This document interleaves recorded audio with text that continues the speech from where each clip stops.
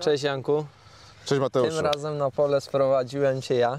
Tak jest, zaprosiłeś nas tutaj. Pogoda jest jaka jest. Sorry, że ręce w kieszeni, ale, Tak, jesień. ale jest troszeczkę, mróz.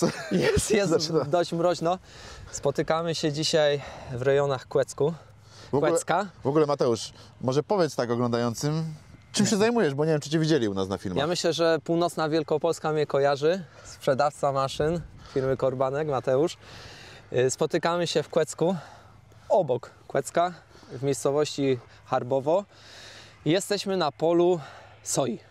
Tak. Przyjechaliśmy tutaj z naszą nowością, z Aupaxem, z kombajnem. Tak jest, GM100, rotorowiec. Sprawdzamy. Nie wiem, czy tam w tle go tutaj trochę widać, ale na pewno przebitki będą fajnie zrobione, jak on sobie z tą soją radził. No tak, pierwsze co przyjechałem, no to mówię, pole jest wymagające. O jest wymagające. Bo nie wiem, czy widzicie, to za nami to jest soja. W ekologii. Powiedzmy właśnie kwestia tutaj ekologii dość dużo zrobiła na tym polu. Zmienia to pole. Wygląda jak wygląda, ale jak widzicie przejazd trzeci można powiedzieć i już sobie jakoś Aupax No radzi. nie, trzeba przede wszystkim, no wiadomo, to jest pierwszy raz, kiedy my kosimy soję Aupaxem w ogóle, jakimkolwiek. Dokładnie. Tym razem przyjął tutaj rotorowiec, bo oczywiście GM100. Przede wszystkim, co ja widzę, no to na pewno ustawienia. Trzeba było kilka przejazdów zrobić takich poprzeczniaków tutaj, żeby sobie go to dobrze ustawić, żeby nie gubił, bo na początku nam trochę mocno gubił. Teraz tak, już wiatry zostały dostosowane, przejazd. sita. Dokładnie. Oczywiście też ta soja jest jeszcze nie do końca doschnięta. Są momenty, że ona jest dosłownie miękka jeszcze, więc tutaj na pewno będzie szła na dosuszanie jakieś. Więc dlatego mówię o bardzo ciężkich warunkach, w jakich nas tutaj spotkało. Na razie ciężko stosować mi plon. Nie wiem, czy to będzie z 0,5 tony na hektar. No zobaczymy, no tak liczyliśmy tutaj z właścicielem tego pola, że około tej 0,5 tony, no ale no zobaczymy jak to wyjdzie w praniu wszystko, nie? Jeżeli chodzi o takie uprawy jak soja w Twoich... Bo za jakie tereny jesteś odpowiedzialny? No, Gniezno, Wągrowiec, Oborniki i idziemy tam w stronę Lubuckiego. Zauważyłem, że coraz bardziej właśnie soja, Tak. konopia, jakiś bobik. Bardzo dużo mam telefonów, jeśli chodzi o soję, konopie, len. Takie Len. troszeczkę, no mówię, no konopia, rośliny włókniste można powiedzieć, nie? Także dość wymagające. Jeszcze tego nie próbowaliśmy kombajnami Aupax, ale nigdy nie mówimy nigdy. Jest to wymagające i zobaczymy jak to będzie. Czyli co, wszystko, nie? mówisz, że w tym rejonie rolnicy zaczynają poza taką standardową uprawą, czyli tego, co mamy standardowe zboża, rzepaki, Tak. kukurydzę, zaczynają szukać jakichś alternatyw, Tak, żeby... innych rozwiązań. Nawet jak tutaj jechaliśmy, to też widzieliśmy pole soi, a klient, u którego jesteśmy, soja, konopia, szczególnie konopia. Jak sami widzicie, soja jest dość nisko osadzona. Tak, bo klient mówił, że ona jest odmianą wczesną. Dokładnie. No oczywiście w zeszłym roku stwierdził, że dużo lepiej deszczu dostała w odpowiednim momencie i była wyżej pienna. Tutaj jest bardzo nisko pienna, więc jest na pewno, no ale pod nogami No sami patrzę. możecie zobaczyć, Pod nogami tak. patrzę, wszystko fajnie jest wybrane, więc jakby to powiedzieć, nie ma gdzieś tam elementów. Nie widzę, żeby coś było, no jakieś tam pojedyncze ziarenko, ale to może nawet pokażę do filmiku, jaka ta, nie wiem, czy jest ostrość, jaka ta soja jest tutaj miękka, że ona się zmienia jak sobie kształt pod palcem. Czyli jeszcze ona trochę czasu potrzebuje. No nawet ją przełamałem bez problemu paznokciem delikatnie, więc tutaj na pewno będzie dosuszana, no bo wiadomo, że soja to tam musi mieć te 15, 18 mniej więcej No tak, mniej procent więcej. max przy zbiorze, więc tutaj na pewno będzie szła na suszarnię, będzie dosuszana. No ale tak jak mówiliśmy, no to jest ekologia. No to jest ekologia, tak te pole Więc wygląda jak wygląda, poplot nic nie zmienimy tego, ale skosić je po prostu musimy, tak? No inaczej, no ale oczywiście ekologia też daje dopłaty jakieś na pewno, więc też można sobie ten niższy plon czymś zrekompensować. Aczkolwiek dla naszego kombajnu jest to wymagające, no bo wiadomo, że nie tylko idzie materiał, którym powinien tak. być ścinany, ale mamy bardzo dużo zielonego. Na razie rotor sobie zdaje z tym jak najbardziej No ja bez myślę, problemu że radę. jest jak najbardziej pozytywny efekt. Też bardzo ważne ogólnie tak jak rozmawialiśmy, czy to przy soi, to już mniej, ale że przy konopi, to na przykład klient mi zwrócił bardzo mocną uwagę, że musi być bardzo ostra kosa. Tak. Że musi to odcinać tak dobrze, żeby nie zwłókniało nie zwłókniało tutaj całej struktury rośliny. W przypadku jeszcze tutaj soi, tak jak mówiłem, plon jest mały, zbierać to trzeba, No tak. więc pytanie, jak myślisz, tutaj mamy kawałek, fajny kawałek, 7 hektarów, dobrze mówię? Około 7 hektarów Około 7 tutaj hektarów. klient ma. Będzie te 3,5 tony z całości, czyli tak naprawdę, teoretycznie, nie powinno zapełnić całego zbiornika GM100. Bo jeżeli klient szacuje około pół tony na hektar, No tak, bym musiał sprawdzić sobie, jaki jest procent objętościowy ziarna soi No to zobaczymy w i stosunku tak do na wagi, końcu.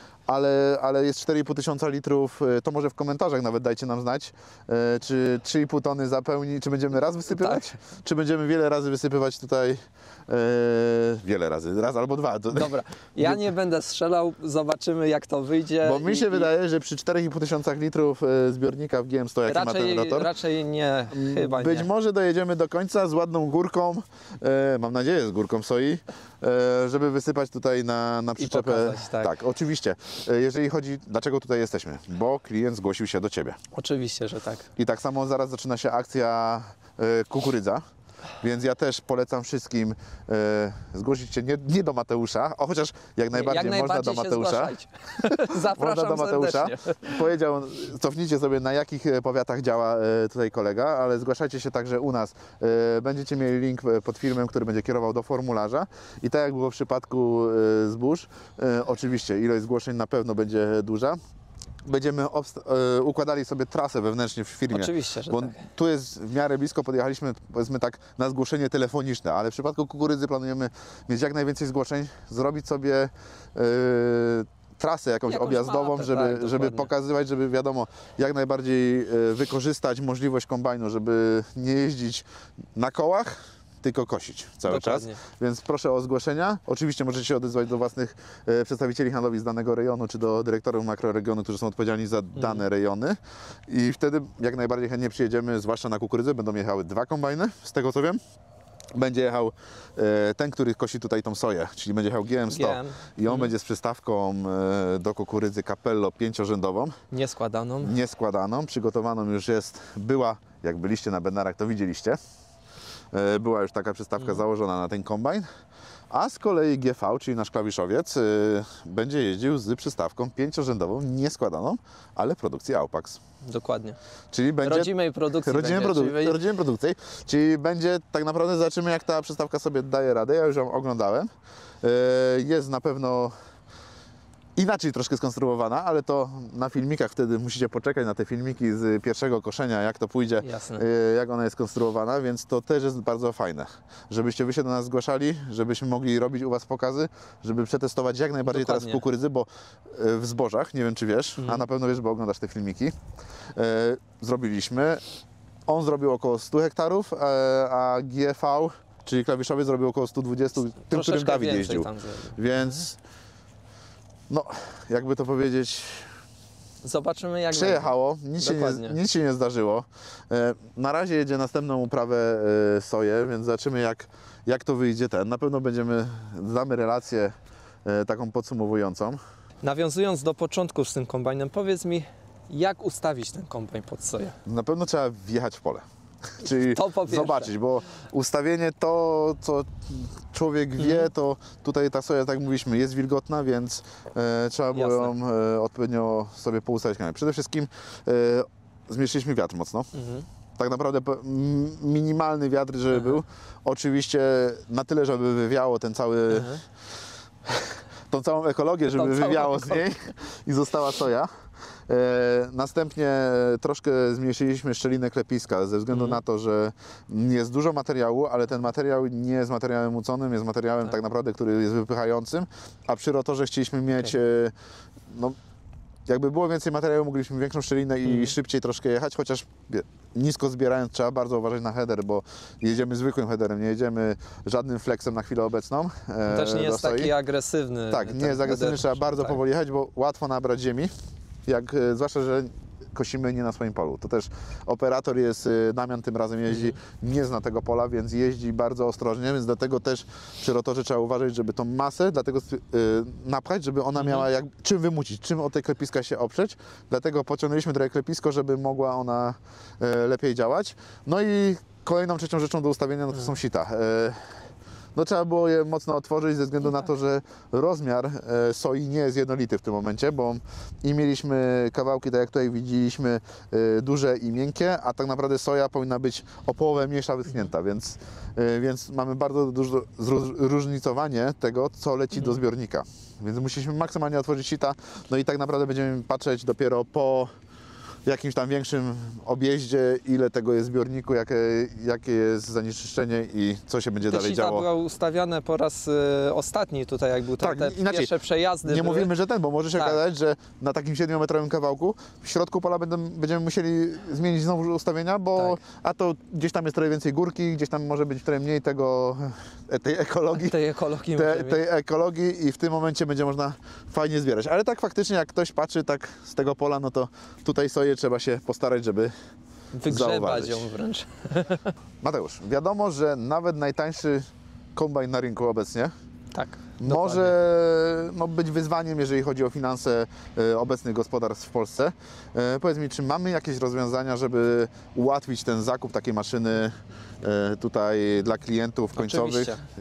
Oczywiście, że mamy i zachęcamy klientów do wzięcia, bo rata może być już od około 2,5 tysiąca złotych, a okres, jaki możemy rozłożyć, to od roku do 10 lat. Także tutaj mówimy o kredytowaniu. O kredytowaniu, tak, ale różne są potrzeby rolników i różne są też sytuacje finansowe i możemy naprawdę manewrować tutaj specjalnie pod klienta. Czyli tak naprawdę nie mamy jakiegoś stałego tego, tylko szyjemy jakby na miarę kredyt ze wsparciem. Tak, dokładnie. Oczywiście są tam stałe warunki, ale jeżeli ktoś do nas się zgłosi i powie, że coś mu nie odpowiada, te raty mu nie odpowiadają, możemy też się dostosować i tak elastycznie podejść do sprawy. Także nie ma z tym problemu. Czyli tylko tak jak mówię, zapraszamy do kontaktu. I przede wszystkim rozmowa, tak? Rozmawiamy, ustalamy, czy jeśli chodzi o sprawy finansowe, mechaniczne, ustawianie sit, wszystko do nas. Oczywiście też należy wspomnieć, że przy zakupie kombajnu, bo to może taki kombajn jest także z uruchomieniem u klienta, czyli któryś z naszych mechaników, który już pracował na tym kombajnie, przyjeżdża do klienta podczas gdzieś tam żniw, początku żniw oczywiście, bo na sucho to na sucho to się nic nie da zrobić. No nie. Więc jeżeli chodzi o podczas początku pracy żniwnych i wtedy jest ustawienie, wtedy jest czas, żeby klientowi wytłumaczyć działania. Oczywiście też, jeżeli klient chce, to może do nas do Tarnowa przyjechać i już sobie poćwiczyć, przejechać się takim kombajnem. Na serwisie, na placu nie mamy z tym problemu, ale klient nie odczuwa tego, że po zakupie zostaje z tym sam, tak? Że zostaje tylko ja, rata i kombajn. Nie. Także pomagamy, nie ma z tym problemu. Mateusz, nie wiem, czy odrobiłeś lekcję, ale zadam Ci takie podchwytliwe pytanie. Wiesz może, ile jest gwarancji na kombajn na Aupax? A wiem. Gwarancji są 2 lata. No i oczywiście, mając na względzie takie użytkowe rzeczy wymienne, no to wiadomo, że nie będziemy Czyli standardowa gwarancja Standardowa gwarancja 2 lata zgodnie z zapisami w książce gwarancyjnej. I na każdy telefon odpowiemy klienta i pomożemy, doradzimy i 2 lata jest gwarancji na cały kombajn. To jeszcze raz tylko przypomnę, zapisujcie się na pokazy, bo nam to ułatwi zaplanować całą trasę, jeżeli chodzi o kukurydzę. Dokładnie. No i być może do zobaczenia u Was na polach. Dzwońcie, dopytujcie, będziemy liczyć, będziemy przyjeżdżać i jeździć. Kliknij jeden z polecanych filmów, aby obejrzeć najlepsze produkcje na naszym kanale. Zasubskrybuj kanał, aby być na bieżąco i nie przeoczyć nowego filmu. Nowe filmy dodajemy codziennie o godzinie 6 rano, a shortsy od 17 do 22.